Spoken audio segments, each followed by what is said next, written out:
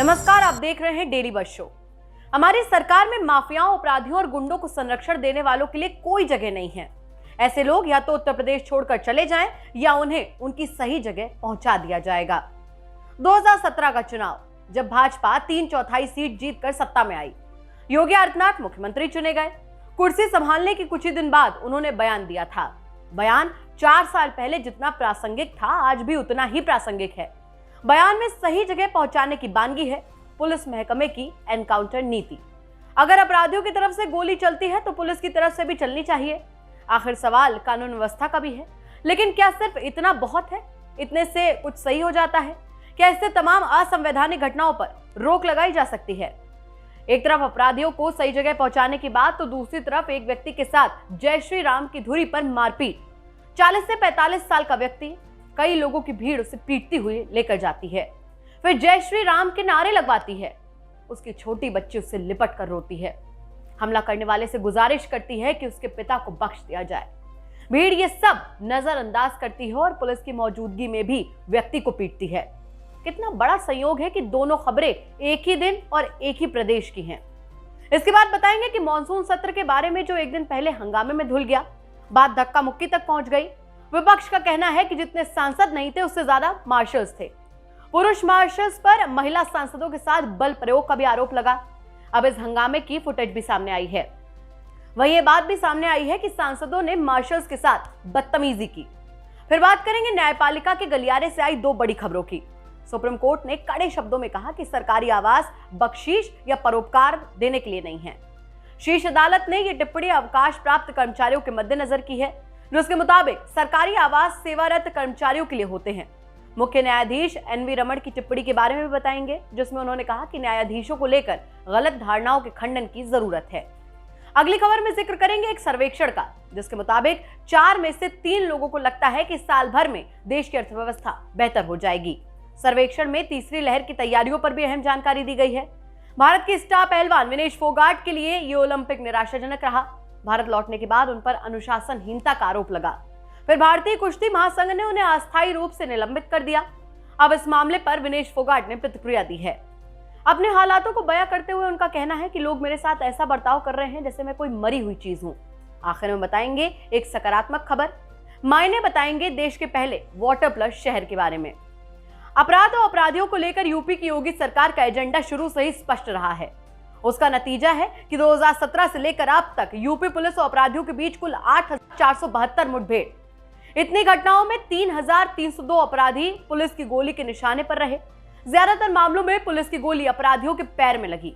आंकड़ों के मुताबिक इन मुठभेड़ों में लगभग 146 मौतें भी हुई और 13 पुलिसकर्मियों ने भी अपनी जान गंवाई है। कार्रवाई की पूरी प्रक्रिया को आधिकारिक तौर पर कोई नाम नहीं दिया गया है। मीडिया रिपोर्ट्स में इसे ऑपरेशन लंगड़ा का नाम दिया गया है। महकमे के अधिकारियों ने ऐसी किसी बात से इनकार किया है। उनका कहना है कि वो किसी अपराधी को अपंग करने की मंशा नहीं रखते हैं। मुठभेड़ की सिलसिलेवार कार्रवाई में लगभग 18,000 अपराधी गिरफ्तार भी किए गए।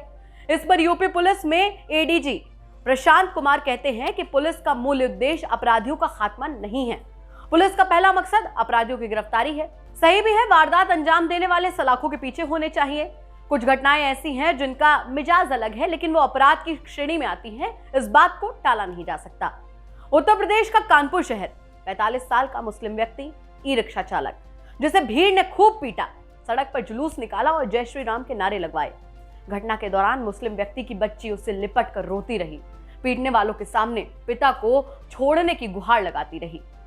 घटना तब शुरू हुई जब कानपुर के बर्रा 8 में रहने वाले परिवार की नाबालिग बेटी से मुस्लिम युवकों ने छेड़खानी की।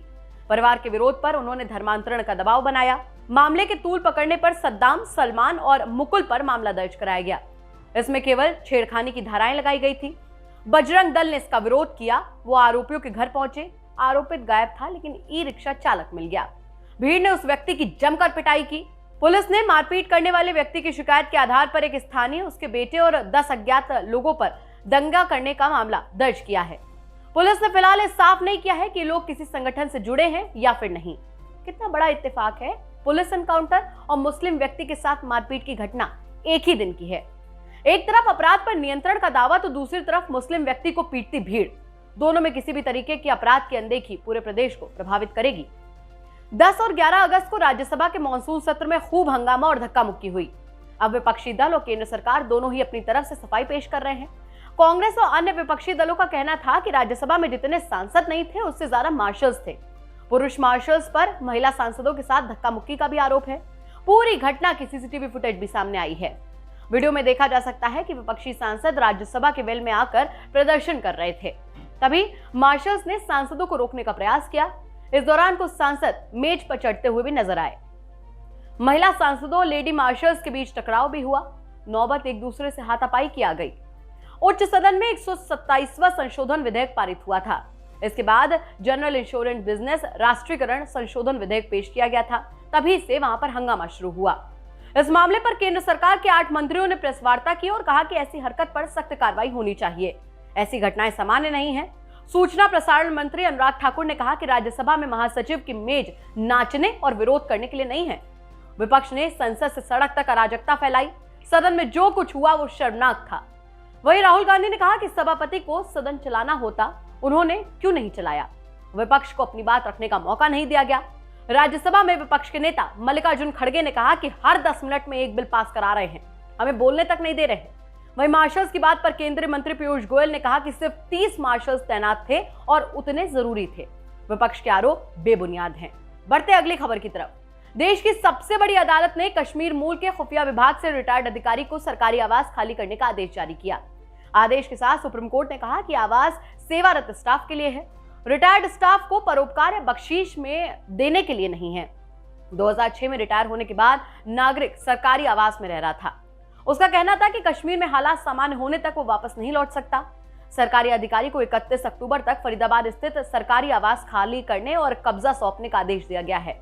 जस्टिस हेमंत गुप्ता और जस्टिस एएस बोपन्ना की पीठ ने कहा कि दया की भावना चाहे जितनी सही हो, रिटायर्ड व्यक्ति को सरकारी आवास पर कब्जा देने का अधिकार नहीं देती। रिटायर्ड लोग रिटायरमेंट के सभी लाभ लेते हैं। उन्हें ऐसी स्थिति में नहीं माना जा सकता जिन्हें सरकार हमेशा के लिए आवास मुहैया करवाए। व्यक्ति बेहद गरीब वर्ग का प्रवासी भी नहीं है।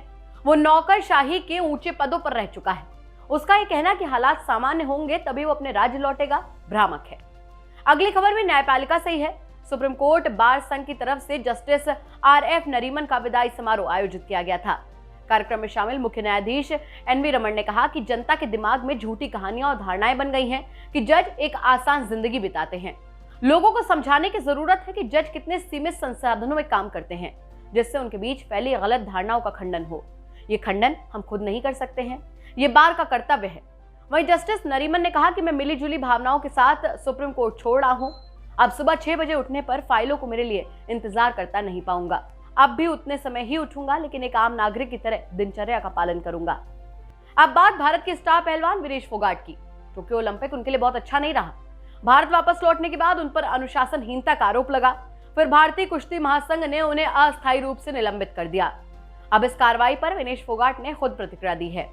इंडियन एक्सप्रेस को दिए इंटरव्यू में उन्होंने कहा कि मुझे ऐसा लगता है जैसे मैं एक सपने में सो रही हूं और कुछ भी शुरू ही नहीं हुआ हो।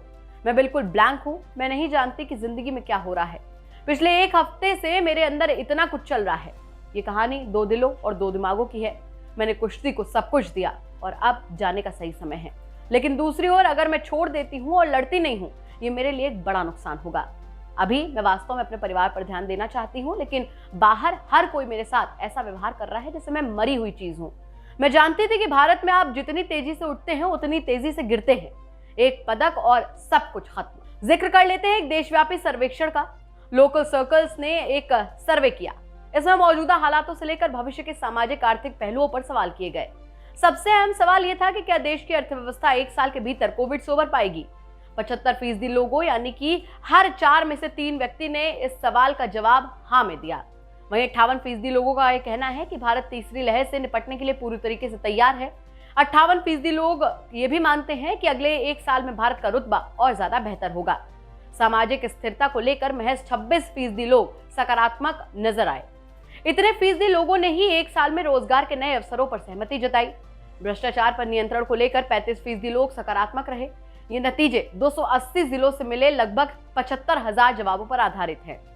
अब हम शो के आखिर में आ चुके हैं। यहाँ हमारे पास आपके लिए पॉजिटिव न्यूज है। इंदौर देश का पहला वाटर प्लस शहर बन चुका है।